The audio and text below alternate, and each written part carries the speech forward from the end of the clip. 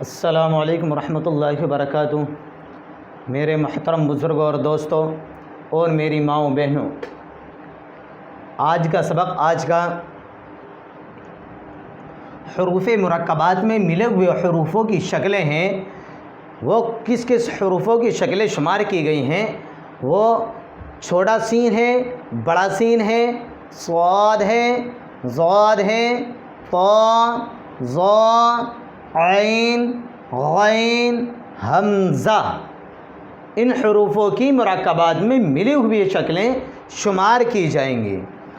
چلیے ہم آپ کا سبق آگے بڑھاتے ہیں۔ اعوذ باللہ من الشیطان الرجیم، بسم اللہ الرحمن الرحیم۔ حروف مرکبات میں ملے ہوئے حروفوں کی شکلیں: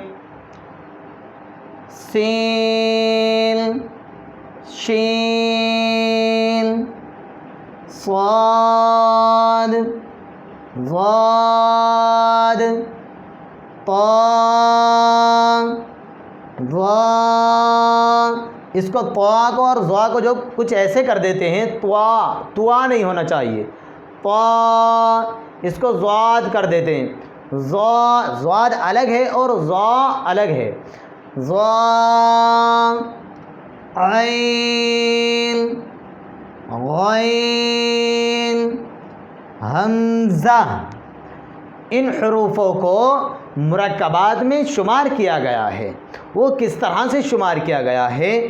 دیکھیے، یہ سین جو ہے چھوٹا والا، اس کو لام میں شمار کیا ہے، یعنی لام میں ملا دیا گیا ہے۔ کس طرح سے؟ کھینچ کر پڑھے جائیں گے۔ حمزہ اور الف کے علاوہ حروف مرکبات ہو یا حروف مفردات ہو، جب تک ان کا اوپر حرکت نہ لگے، جب تک کھینچ کر ہی پڑھے جائیں گے۔ جی، سین، لام۔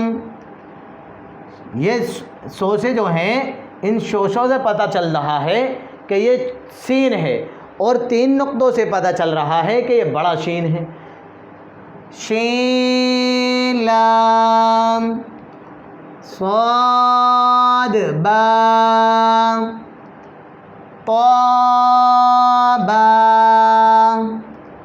ضاد، الف، سین، را۔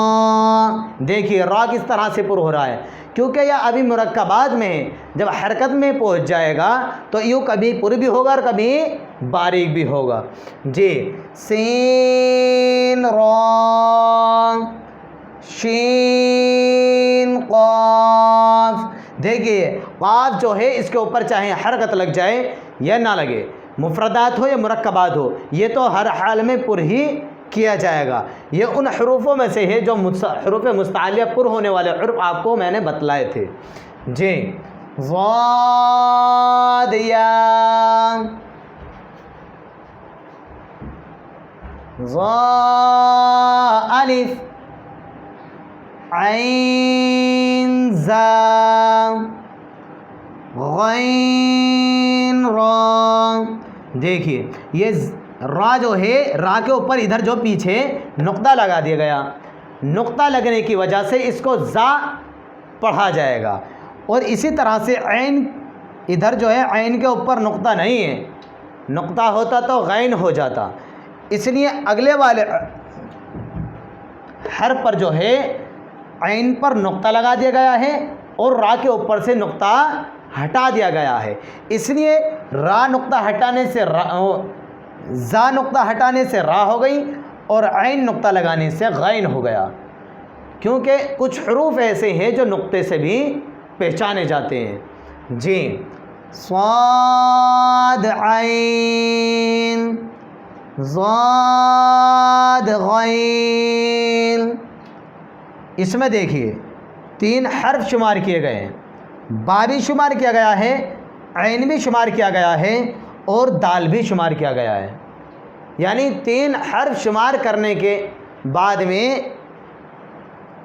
انہوں نے ہمیں یہ بتانا چاہتے ہیں کہ با اس طرح سے اور عین بھی اور دال بھی 3 حرف بھی مل کر آ سکتے ہیں، یہاں تک کہ 4 بھی آ سکتے ہیں۔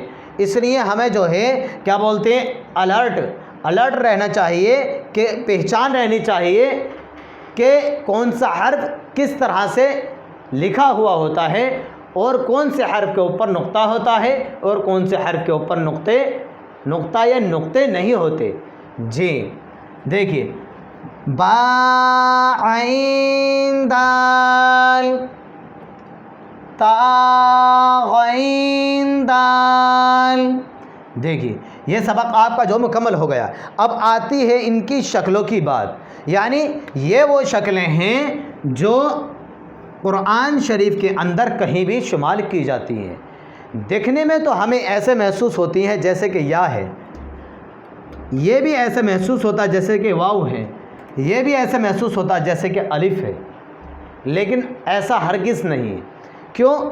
اس کے اوپر جو ہے یہ ہلکا سا نشان لگا دیا گیا ہے، جو ہلکی سی چہرہ بولتے ہیں اس کو، جیسے کہ جھلک دکھا دی گئی ہے حمزہ کی، اس لیے یہ حمزہ جو ہے الف کی شکل میں شمار کیا گیا ہے۔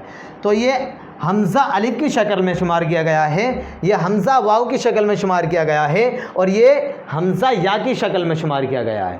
تو یہ شکلیں پہچاننی بہت ضروری ہیں، کیونکہ بعض مرتبہ یا بھی ہماری اس طرح بھی آ جاتی ہے۔ یہ 2 نقطے دکھ رہے ہیں، 2 نقطے ہونے کے باوجود بھی یہاں پر حمزہ آ جاتا ہے۔ کیا آ جاتا ہے؟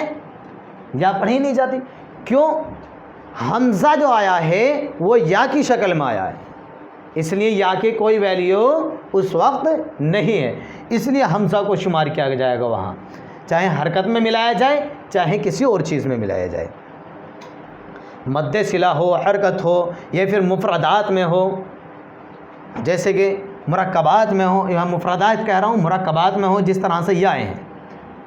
دیکھیے حمزہ الف کی شکل میں، حمزہ واو کی شکل میں، حمزہ یا کی شکل میں، یہ طریقہ ہے اس کا۔